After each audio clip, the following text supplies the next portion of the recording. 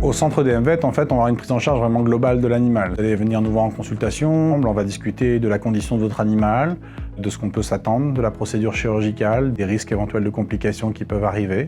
Et là, votre chien va être vraiment pris en charge de façon globale, à savoir que il y a tout un bilan sanguin qui va être réalisé avant la chirurgie, par exemple, pour qu'on s'assure que tout va bien, la consultation avec l'anesthésiste. Par la suite, donc, sa chirurgie va être réalisée. Si nécessaire, pendant son anesthésie, on va pouvoir réaliser des blocs locaux de façon à ce qu'il y ait une anesthésie loco-régionale qui fasse que votre animal ne sente pas la douleur pendant la chirurgie. En fait, moi, je suis un chirurgien dit généraliste, c'est-à-dire que je fais aussi bien de la chirurgie orthopédique que de tissu mou ou de neurochirurgie.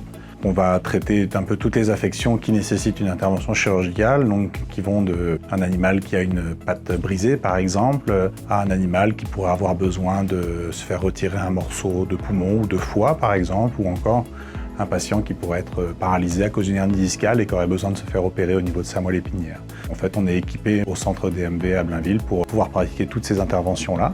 Par la suite, en fait, l'animal va donc être réveillé. On va s'assurer de son bien-être en post-opératoire avec différentes drogues et différents antidouleurs pour s'assurer que tout se passe pour le mieux. Il va être surveillé pendant la nuit. Le lendemain matin, en fait, nous allons revenir et nous allons faire son examen, s'assurer que tout évolue comme il faut et que tout est beau. Et par la suite, en fait, vous allez donc revenir nous voir pour récupérer votre animal, souvent la journée qui suit la chirurgie ou des fois 2 jours après. Et par la suite, on va se revoir de nouveau pour retirer les points de suture 2 semaines plus tard. Et surtout, on va assurer le suivi de votre animal. Vous n'allez pas être laissé à vous-même.